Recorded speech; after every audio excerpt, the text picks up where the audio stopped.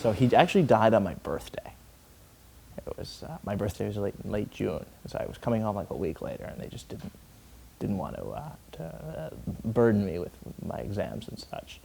So they just conveniently neglected to call or mention the health of my dog, which was actually according to my instructions, because dogs don't live forever. Right. But I get home and he's not there.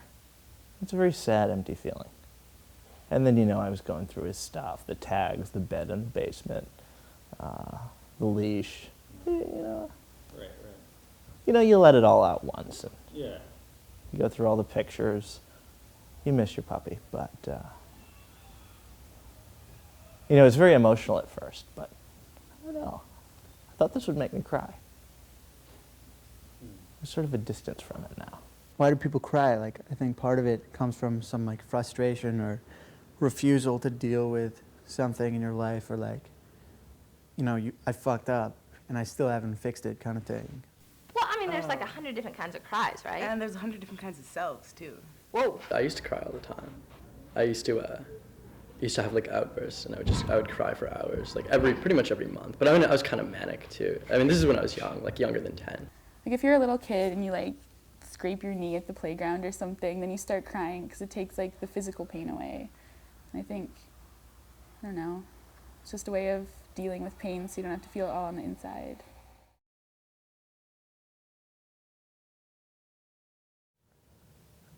Crying is a bit of a thing with me. Like I thought for a while last summer that I couldn't cry because I never cried anything anything really bad that ever happened. Like I would never cry.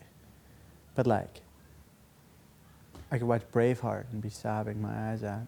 But if like my grandmother died, I wouldn't cry at all. So I thought that was weird and stuff.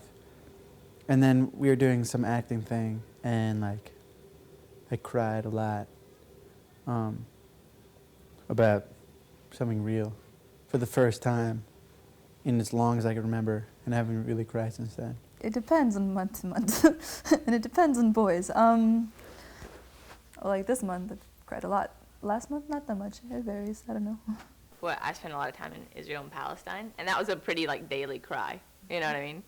But that was because I was seeing like some pretty horrible things. So there was like a pretty regular like, oh, well, there it goes again.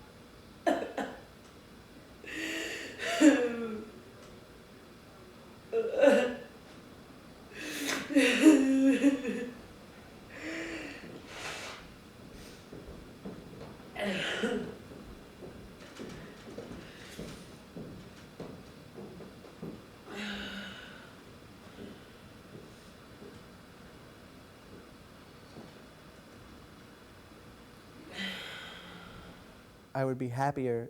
I think I would be better off if I could cry more.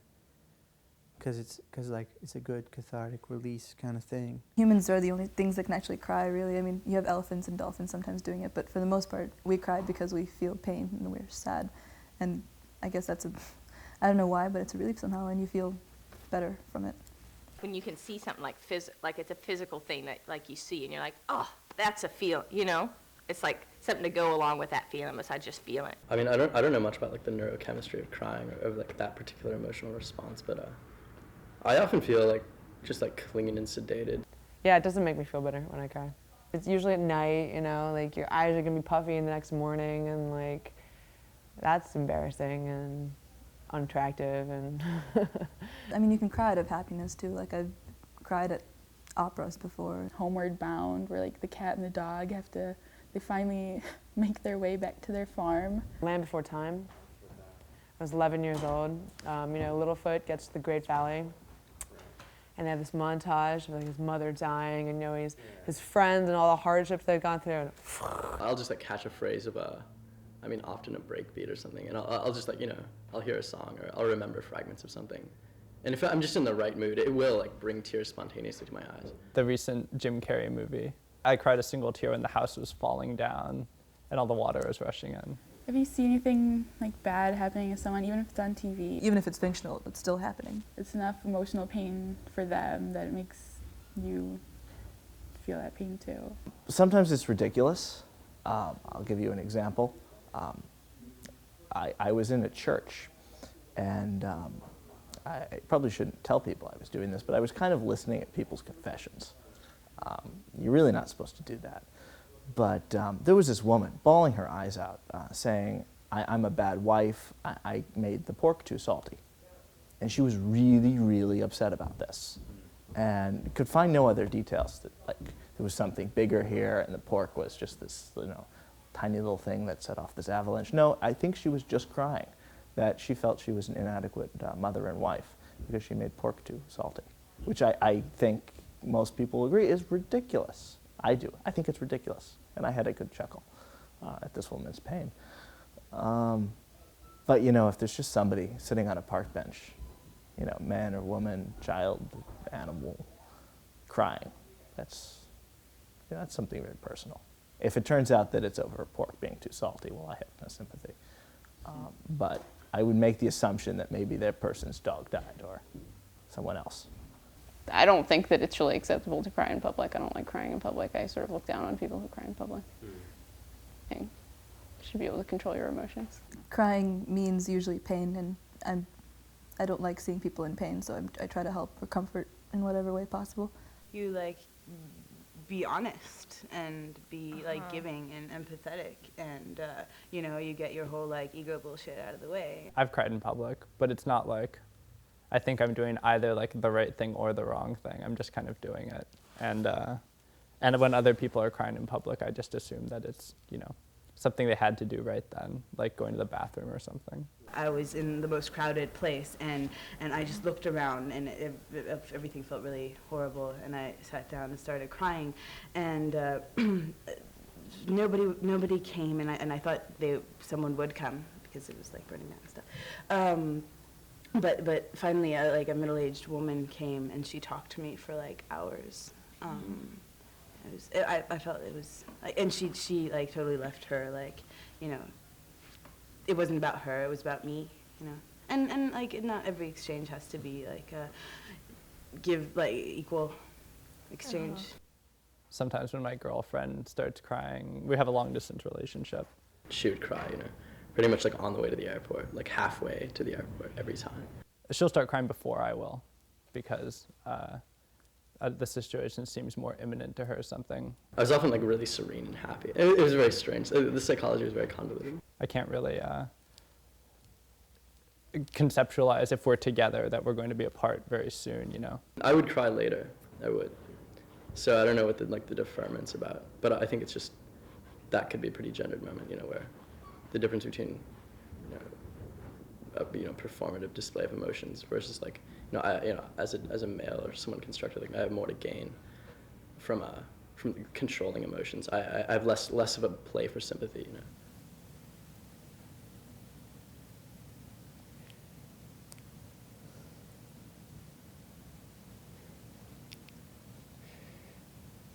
Get a zoom in. Get a zoom in. It's right there. Right there. You see it?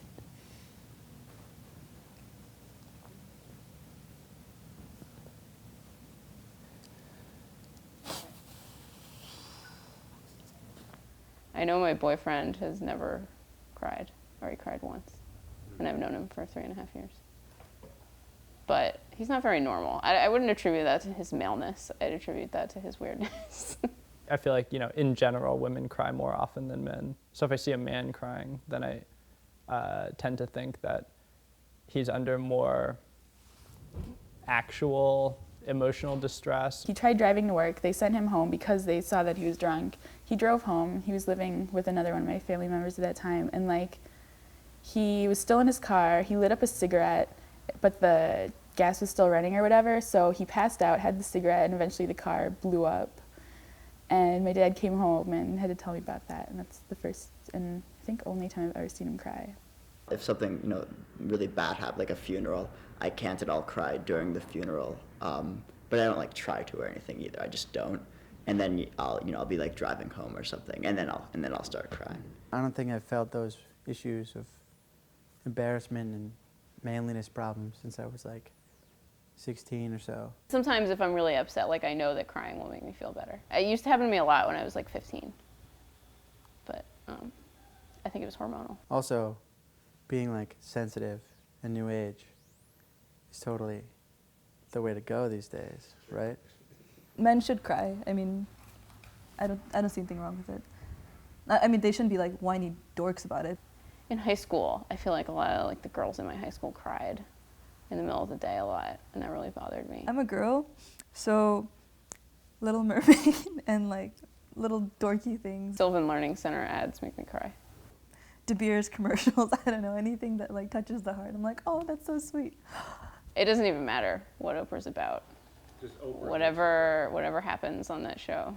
They were talking about this guy who lost 300 pounds, and all he wanted to do was sit in a Porsche. Not drive it, just sit in it, because he couldn't fit in a Porsche before. And so she gave him a Porsche, and that made me cry. Because I was so happy for him that he got a Porsche. Which is ridiculous, because, he doesn't need a Porsche. I once watched a whole season of a Spanish soap opera. And it was just every other scene, somebody bawling her eyes out. It's always a woman. I prayed for Miguel today, and I don't know that he's going to get a job. I'm going to go cry for the next 10 minutes. And in a Chekhov play, people are always bursting into tears. In Russia, people just cry, dinner's late, and you bang your shoe on the table, and you start screaming and crying, and then you stop.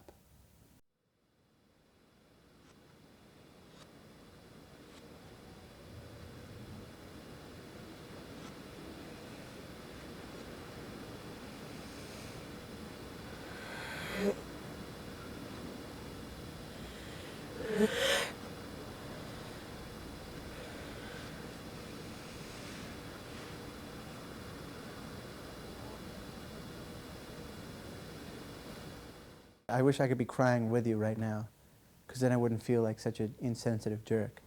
I don't actually think that it's the only, or I don't even think it's a good way of showing your remorse or sadness or any number of these things, because, like I said, a lot of people, I think, have the ability to make themselves cry. And so, in that sense, it seems to be more manipulative than anything else. And personally speaking, the times when I've honestly cried because of remorse or any number of these things is much rarer than when I did it because it was expected of me. I didn't really know her, I didn't really love her, but I felt obligated to cry for my father, to show some emotion, to show that I actually cared. And I mean, I did care, but the tears just didn't come. Yeah, it's bullshit. But why are you tearing up? To make the other person feel bad? To get them to agree to go see the ballet movie with you? She insisted that if I start crying and go crazy and lose control, she would feel much better.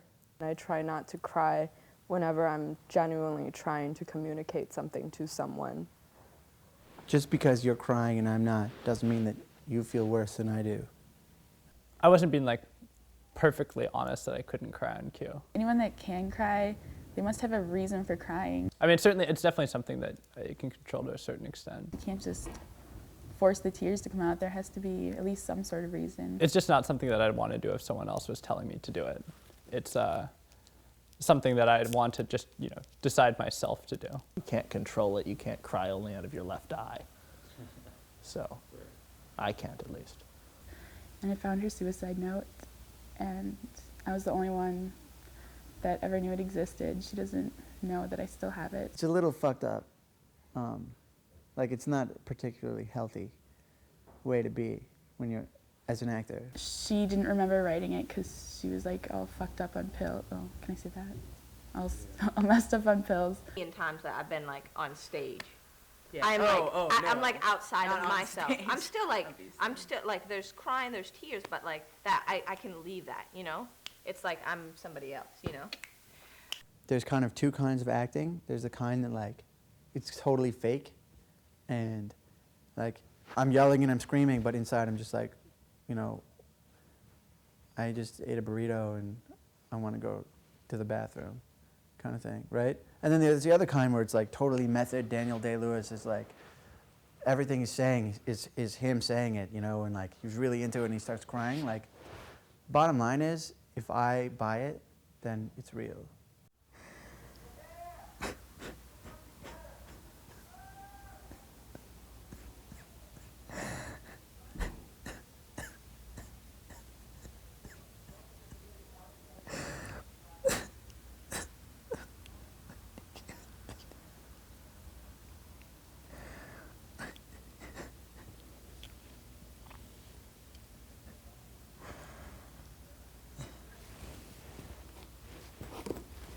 Did you have to do that? Why? Why did you?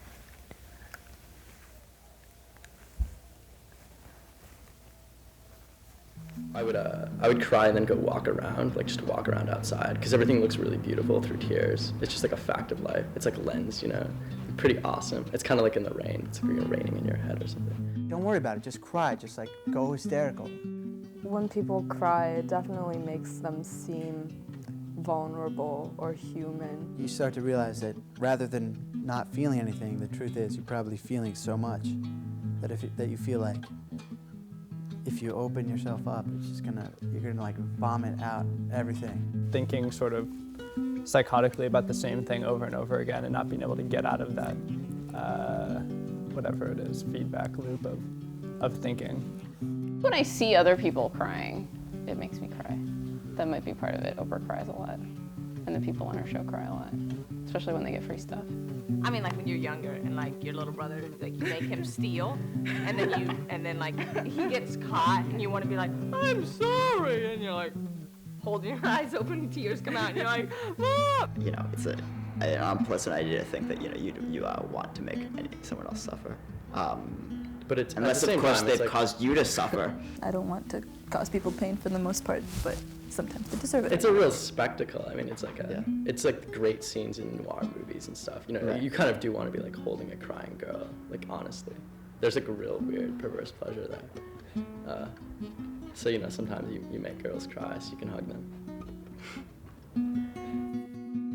It was, a weird experience to be like crying in front of all these people that you kind of knew. But it was in a really nurturing environment where like I'd seen everyone else cry, and like I felt like I was almost like joining them finally by like being vulnerable in front of these people who'd been vulnerable in front of me.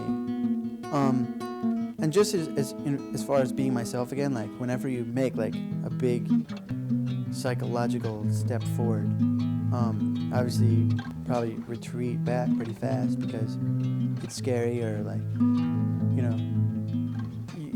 people don't just change like from minute to minute in a big way. But like you retreat back, but you remember what happened, and like even if you're not going to talk about it, if you were there, like you know it was there.